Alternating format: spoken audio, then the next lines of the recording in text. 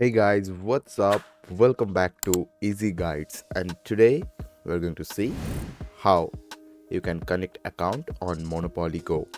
So at first, you need to open the game and you need to sign in, or you can also play as a guest.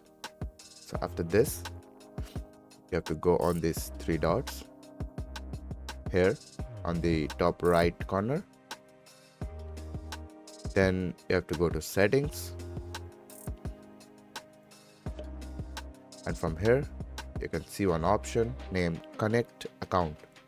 So you have to click on this and you will see these three options: play with friends, sign into Google, or play with contacts. So you can simply sign in with Google, or you can also connect with Facebook, so you can play with friends. This was that simple. Thank you for watching the video. If you like the video, then do not forget to subscribe and press the bell icon.